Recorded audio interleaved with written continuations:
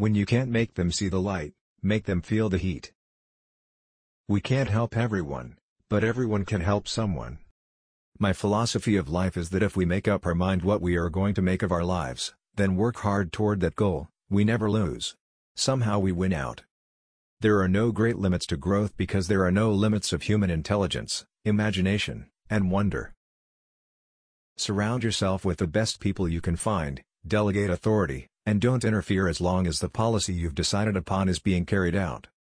The greatest leader is not necessarily the one who does the greatest things. He is the one that gets the people to do the greatest things. The future doesn't belong to the faint-hearted, it belongs to the brave. All great change in America begins at the dinner table. Politics is not a bad profession. If you succeed, there are many rewards. If you disgrace yourself, you can always write a book.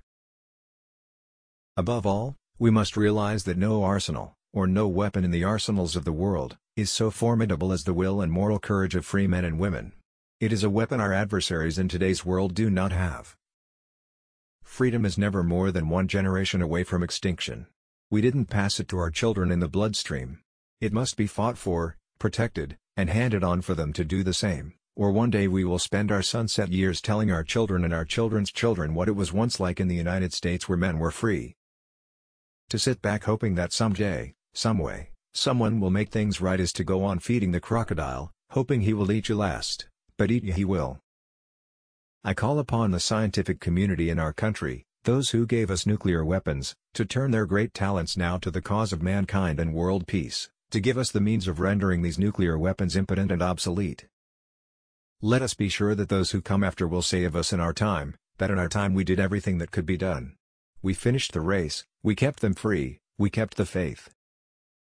The objective I propose is quite simple to state, to foster the infrastructure of democracy, the system of a free press, unions, political parties, universities, which allows a people to choose their own way to develop their own culture, to reconcile their own differences through peaceful means. Education is not the means of showing people how to get what they want. Education is an exercise by means of which enough men, it is hoped, will learn to want what is worth having. We must reject the idea that every time a law is broken, society is guilty rather than the lawbreaker. It is time to restore the American precept that each individual is accountable for his actions. The struggle now going on for the world will never be decided by bombs or rockets, by armies or military might. The real crisis we face today is a spiritual one. At root, it is a test of moral will and faith.